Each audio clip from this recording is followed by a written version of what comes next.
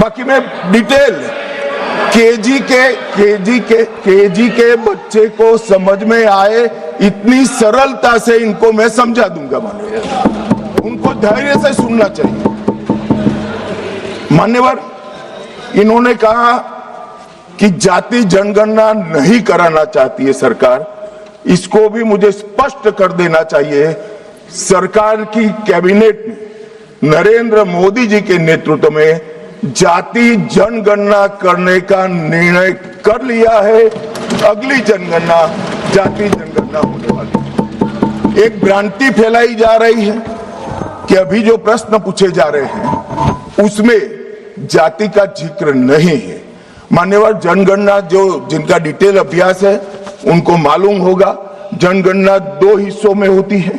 पहले सभी मकानों को इंगित किया जाता है और उसके बाद में जो बिल्डिंग्स होते हैं इसके अंदर रहने वाले बंदों को इंगित किया जाता है। तो बिल्डिंग की अभी तक कोई जाति की व्यवस्था हुई नहीं है, होगी तब इसको भी गिन लेंगे। अभी तक बिल्डिंग की कोई जाति व्यवस्था नहीं है। मान्यवर, जब व्यक्तियों की जाति गिनी जाएगी तब जाति जनगणना का सवाल आएगा। ये भी मैं आज पूरी तरह से स्पष्ट कर देना चाहता हूं। मान्यवर, उन्होंने कहा कि 850 का आंकड़ा कहां से आया, ये मैं समझाता हूं। 850 का जो आंकड़ा है मान्यवर, वो इस तरह से बना है कि काल्पनिक रूप से सोच ले कि 100 सीटें हैं, अगर 33% माताओं को, मातृशक्ति को आरक्षण देना है तो उसमें 50% बढ़ाते हैं तो सीटें होती है 150, और 150 जब होती है इसका 33% करते हैं तो 100 सीटें ऑटोमेटिकली हो जाती हैं। जो 543 सदस्य बैठे हैं इसमें 50% वृद्धि होगी। इसका 33% जब माताओं के लिए रिजर्व हो जाएगा तब 543 की 43 ओपन सीटें होगी जहां पर भी महिलाएं लड़ सकती। तो ये 50% इस तरह से आया है। और 850 है वो राउंड ऑफ फिगर है, 816 एग्जैक्ट संख्या होगी। ये फिर से पूछेंगे कि ऐसा क्यों किया है, तो अभी भी राउंड ऑफ फिगर जो है ये 543 नहीं है, 543 से ज्यादा ही है। अब उन्होंने कहा कि वृद्धि कैसे करोगे। आप 550 इतना तो समझ जाएंगे भाई। मैं केजी कहा तो तुम 7 अर्थ में केजी की तरह करने लगे। मान्यवर, इन्होंने कहा कि ये बिल में लिखा नहीं है।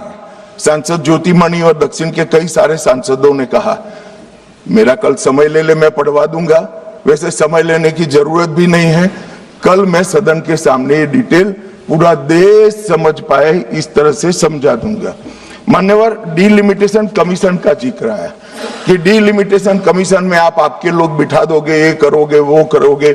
तो मैं माननीय सदस्य प्रियंका जी को कहना चाहता हूं, हमने डीलिमिटेशन कमीशन एक्ट के अंदर कोई बदलाव नहीं किया है।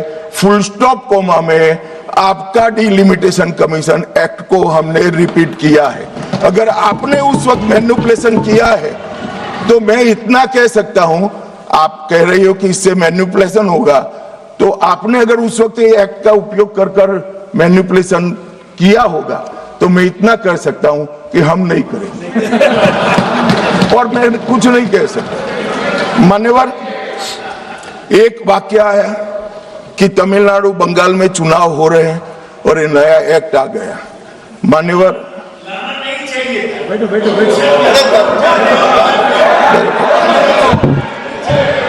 मान्यवर, मैं स्पष्टता से कह देता हूं कि ये डीलिमिटेशन कमीशन की जो रिपोर्ट तभी लागू होगी जब पार्लियामेंट इसको स्वीकार करके करेगी और राष्ट्रपति महोदय इस पर अपना मंजूरी का मोहर लगाएंगी।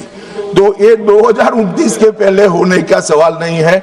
29 तक भी जो चुनाव होंगे वो सारे पुरानी सीटों पर ही होंगे, पुरानी व्यवस्था में होंगे। तो अखिलेश जी को भी डरने की जरूरत नहीं है।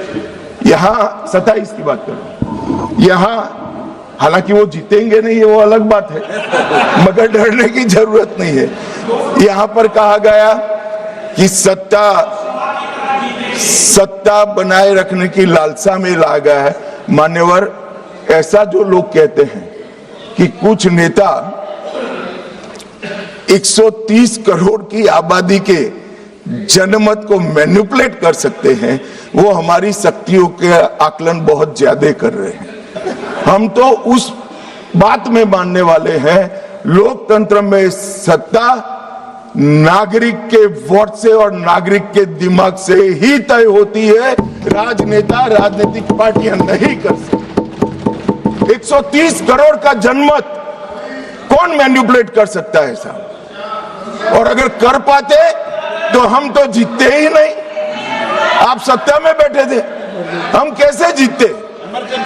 मान्यवर, इमरजेंसी डालने के बाद भी जनमत मैनिपुलेट नहीं होता है, इस देश का इतिहास है। और जहां तक लोकतंत्र को खत्म करने की बात करी है, मैं भारतीय जनता पार्टी के कार्यकर्ता के नाते, इस सदन में एक सांसद के नाते कहता हूं, किसी की भी ताकत नहीं है इस देश से लोकतंत्र को खत्म करने की। जिन्होंने प्रयास किए हैं इमरजेंसी के वक्त, जनता ने उनको खत्म कर दिया था, लोकतंत्र को कुछ नहीं हुआ। और मान्यवर, लोकतंत्र इस तरह